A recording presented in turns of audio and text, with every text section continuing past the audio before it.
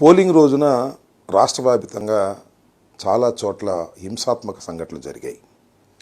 ప్రధానంగా పలనాడులో అంటే మా జిల్లాలో చాలా ఎక్కువగా హింసాత్మక సంఘటనలు జరిగాయి. ఒక విధంగా చెప్పాలంటే కానీ విని ఎరుగని రీతిలో ఏ రోజు జరగనటువంటి విధంగా ఏ ఎన్నికల్లోనూ జరిగినంత హింస అక్కడ చోటు చేసుకుంది.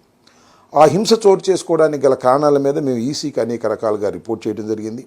ఆ రోజున పోలింగ్ రోజున పోలీసులు అసలు రిస్క్యూకు రానటువంటి పరిస్థితిని కూడా వివరించడం జరిగింది. తర్వాత అక్కడ పోలీసు అధికారులను సస్పెండ్ చేశారు, కలెక్టర్ని మార్చారు, ఇంకా కొన్ని చోట్ల కలెక్టర్ని మార్చారు.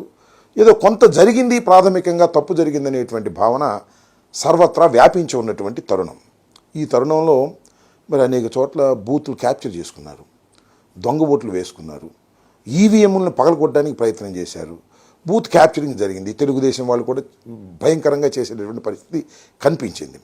ఇక్కడ ప్రధానంగా ఇవాళ నేను మాట్లాడాలనుకుంటున్న అంశం ఏంటంటే పిన్నెల రామకృష్ణారెడ్డి గారు మాచర్ల నియోజకవర్గంలో చాలా దారుణాలు జరిగిపోయాయి.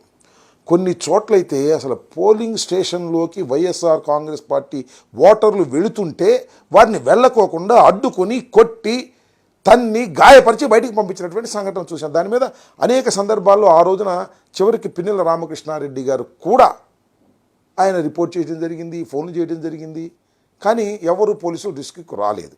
అయితే ఇవాళ నాకు చిత్రంగా అనిపించింది అంటే ఇవాళ ఒక వీడియో రిలీజ్ అయింది.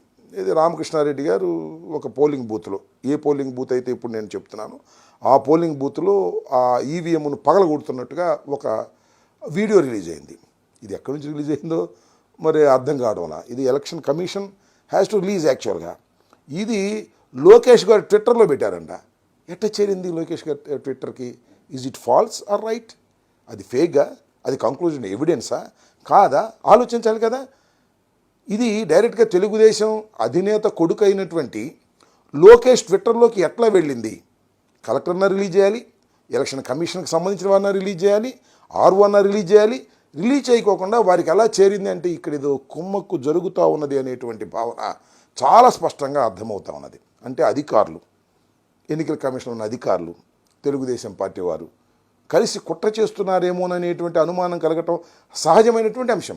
ఒకవేళ అది నిజంగానే జరిగిన సంఘటన అనుకోండి, చట్టం తన పని తాను చేసుకుంటుంది, దానిలో ఏ విధమైన తప్పిదము లేదు. మేము అనేది ఏంటంటే ఇట్స్ ఎ ఫేక్ కూడా కావచ్చు అనేటువంటి అభిప్రాయం. అదే బూత్లో నేను మనవి చేస్తున్నా, ఎక్కడైతే ఇవాళ ఆ పాలవాయి గేట్ అనేటువంటి బూత్ ఉందో ఆ బూత్లో ఎంత దారుణంగా జరిగిందంటే అంతకుముందు మన పిన్నెల రామకృష్ణారెడ్డి గారు చాలా క్లియర్గా ఎస్టాబ్లిష్ చేశారు అక్కడ. అది కూడా నేను మీకు చూపిస్తా.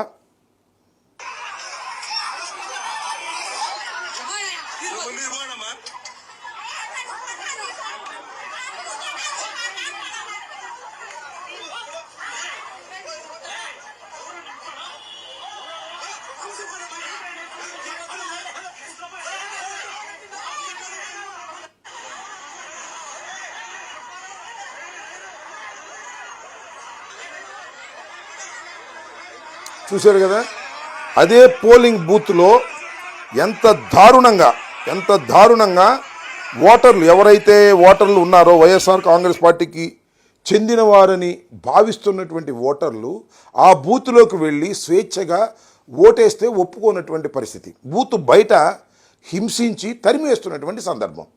దీని మీద పిన్నెల రామకృష్ణారెడ్డి గారు రిపోర్ట్ చేశారు. But nobody is caring that. ఎవరు పట్టించుకున్నటువంటి పరిస్థితి ఏంటి? What is this? ఏం జరుగుతుంది అక్కడ? ఏం జరిగింది అక్కడ?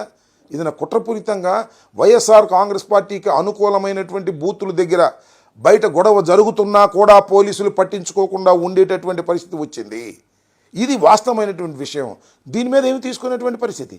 నేను ఇంకోటి కూడా ఈ సందర్భంగా నేను మనవి చేస్తున్నా, చాలా నియోజకవర్గాల్లో బూత్ క్యాప్చరింగ్ జరిగాయి. నా కాన్స్టిట్యున్సీలో కూడా బూత్ క్యాప్చరింగ్ జరిగి తెలుగుదేశం వాళ్ళు ఓట్లు వేసుకున్నారు. ఆ వెబ్ క్యామ్లు ఓపెన్ చేయండి అంటే ఓపెన్ చేసినటువంటి సందర్భం లేదు, దాని మీద యాక్షన్ తీసుకున్నటువంటి సందర్భం లేదు. ప్రధానంగా నేను ఇవాళ అడుగుతున్నటువంటి ప్రధానమైన ప్రశ్న ఏమిటంటే పిన్నెల రామకృష్ణారెడ్డి గారు దాన్ని పగలగొట్టాడని చెప్పబడుతున్నటువంటి video fake వీడియోనా, correct వీడియోనా? Number 1. Number 2, correct video అయితే ఎలా ఎన్నికల కమిషన్ దగ్గరకు రిలీజ్ కాకోకుండా ఎందుకు లోకేష్ దగ్గర రిలీజ్ అయింది?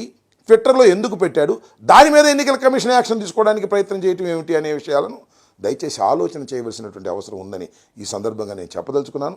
నేరం ఎవరు చేసినా వారిని చట్టం చర్య తీసుకోవాల్సిన దానికే మేము వ్యతిరేకం కాదు. నేరం చేసినట్టుగా భావించి అలా ఫేక్గా చేయటం అనేది తప్పైనటువంటి అంశం. నిజంగా నేరం జరిగిన వారి మీద శిక్షించుకోకుండా చేసేటటువంటి ప్రయత్నాలు జరుగుతున్నాయని మేము ప్రజాస్వామ్యంలో ఆందోళన చెందుతున్నాం. దీని మీద సరైనటువంటి యాక్షన్ తీసుకోవాల్సినటువంటి అవసరం ఉంది అని భావిస్తున్నాం. ఎక్కడైతే బూత్ క్యాప్చరింగ్ జరిగిందో ఆ వీడియోస్ అన్ని ఎలక్షన్ కమిషన్ బయట పెట్టమని నేను అడుగుతా ఉన్నా. ఒక చోట కాదు, మేము అనేక చోట్ల కంప్లైంట్ చేశాం. అవన్నింటిని కూడా బయట పెట్టే మార్గం చూడండి. ఎలక్షన్ కమిషన్ ఎస్ దీనిలో తప్పు జరగలేదు, దిస్ ఇస్ ద వీడియో అని చెప్పండి. ది ఎలక్షన్ కమిషన్ అథారిటీగా రిలీజ్ చేయాలి తప్ప ఎలక్షన్ కమిషన్ పేరు మీద నేను దొంగతనంగా తీసుకునో, లేకపోతే నేను దాన్ని ఫేక్ చేసో, లేదు లోకేష్ మీదో, లేకపోతే చంద్రబాబు మీదో నేను రిలీజ్ చేస్తే ఏం ఉపయోగం ఉంటుంది? What is the evidence? అది కంక్లూజివ్ ఎవిడెన్స్ కాదు, అది పవిత్రమైన ఎవిడెన్స్ అంతకంటే కాదు అనే విషయాన్ని దయచేసి అర్థం చేసుకోవాలని ఈ సందర్భంగా నేను కోరుతున్నాను. ఎన్నికల అధికారులు కూడా, ఎన్నికల కమిషన్ కూడా దీని మీద సరైనటువంటి విచారణా మార్గాన్ని ఎన్నుకోవాలని కోరుతూ ఉన్నాను. Please subscribe dot news.